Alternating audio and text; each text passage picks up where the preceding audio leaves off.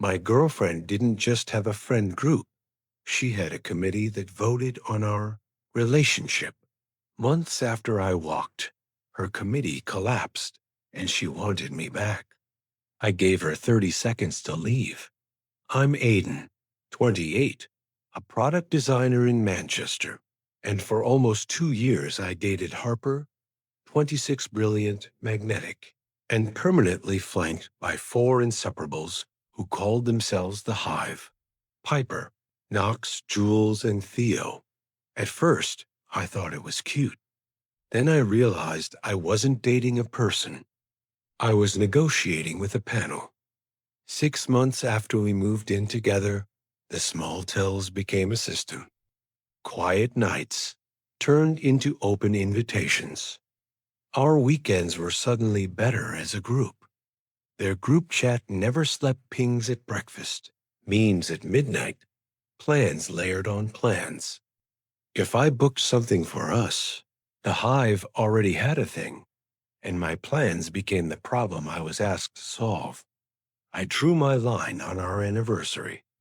I'd booked a narrowboat dinner on the canals and found 2 tickets to a secret gig by the band she loved at uni. Nothing flashy, just thoughtful. Just us. I told her on a Tuesday while she scrolled Piper's latest wine crawl reel. Her face fell like I'd canceled the sun. Aiden, Jules' theme night is Saturday. It's the only evening everyone can make it. Knox has an early flight Sunday. Theo's had a rough week. Piper needs a break.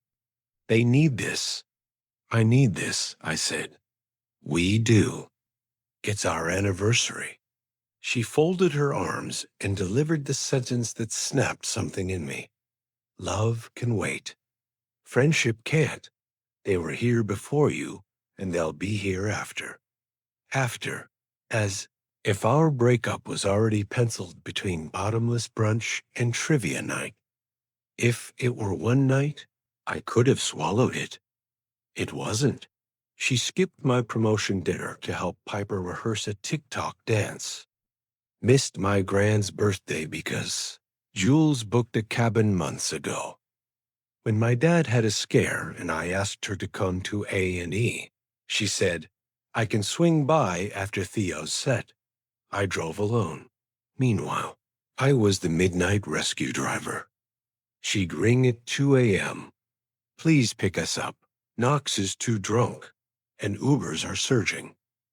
I'd arrive to Harper half hugging me, half live streaming, and spend the ride home listening to stranger drama like a chauffeur with a pulse.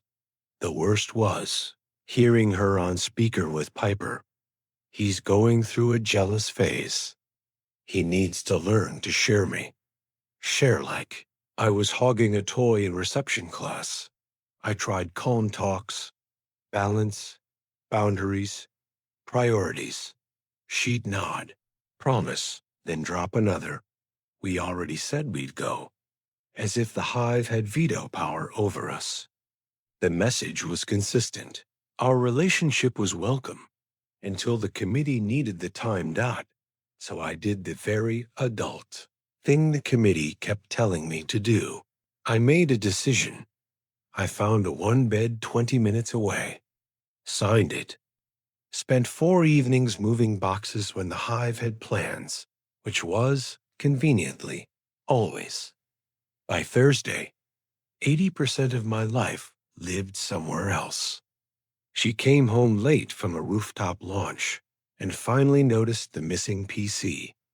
Aiden? She called, her voice pinging off empty shells. She found me folding shirts. You're moving out? The last word cracked. I handed her a letter. It said, I want to be with someone who prioritizes the relationship as much as I do. I'm tired of being sixth in my own life. She skimmed, then slower. You're leaving me because I have friends?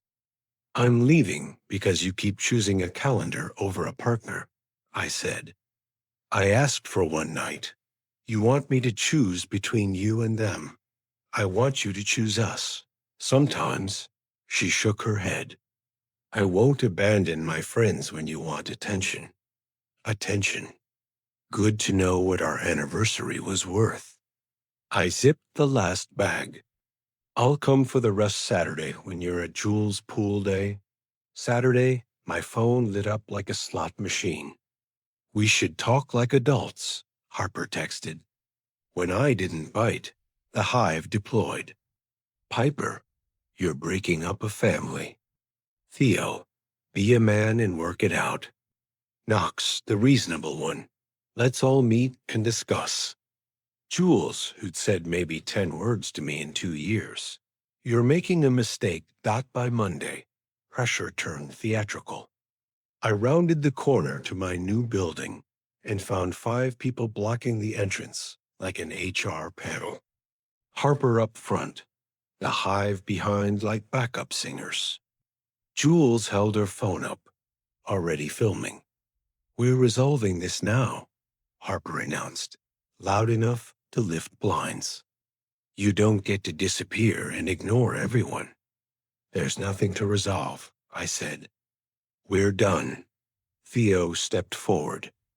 You're hurting all of us. All of you? I blinked. I dated her. They talked over each other accusations, mediations, a live commentary from Jules. I'd had enough. I pointed to the lobby camera. You have 30 seconds to leave, I said, or I call security. That line wasn't a bluff. It was a boundary. The same one I'd needed for a year. They didn't move. I did. Security arrived. Asked them to go. Harper shouted, "This isn't over." It was. I shut my door and felt the world exhale. 3 weeks of silence taught me how loud peace can be. I cooked when I wanted, slept when I wanted, and no one dragged me to a third pre-drink for a night I wasn't invited to. I went to a gig with uni mates, no choreography requirements, no 15-minute bathroom conferences. I remembered what it felt like to laugh without scanning 4 faces for permission. And then irony did what irony does. The committee collapsed on its own. Knox got engaged. His fiancée, May, set gentle boundaries like a grown-up. Fewer back-to-back mandatory weekends, more couple time. He started missing group nights. Piper landed a promotion to Berlin suddenly. Time zones made urgent plans optional. Jules and Theo, after years of pretending, finally started dating properly and wanted privacy, an alien concept to a circle that never learned. To grant it, from the outside, I heard Harper say people were pulling an Aiden, as if prioritizing your partner was a contagious illness I'd introduced. Funny how selfish reads like healthy when the mirror turns. I met someone, Aaliya. Not a rebound, just a person who treats time like a gift, not a prop. She has friends, but when we're together, she's with me. Dinner Friday night. No phone face-down theatrics required, because the phone stayed in her bag. That's when Harper texted for the first time since the lobby scene. I've been thinking, could we grab coffee? I said things I didn't mean. I'm learning. I didn't answer. The next day, I understand balance now. I see Knox with May, and I get what partnership is. I'm sorry for how I treated you. Could we talk? I showed the messages to a mutual friend, who laughed softly. News travels. Aiden's okay. Aiden's moved on.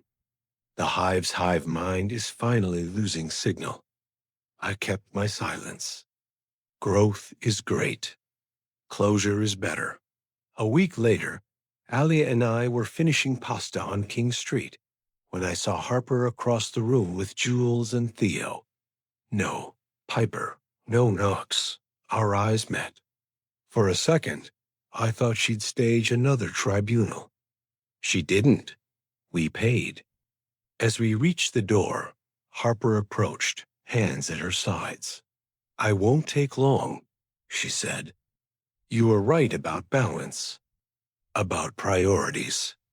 I'm not asking to try again. I just wanted you to know. I get it now, and I'm sorry." It was the first apology without a but. I nodded. "Thank you." She glanced at Aaliya, smiled politely, and stepped back. Outside, Aaliya squeezed my hand. "You okay?" For the first time in months, I really was. Here's what I learned the hard way. You don't need to compete with a friend group. You need to refuse the competition. If your partner requires a quorum to love you, that's not romance. That's governance. Love is two people choosing each other consistently. Friends can enrich that. They can't replace it. So when she tried to come back right after the committee she lived by started crumbling, I remembered exactly who had been running my relationship and who needed to run my life. I meant every word when I said, "You've got 30 seconds to leave," because by then, I'd already chosen the only team that can carry a future, the team of two.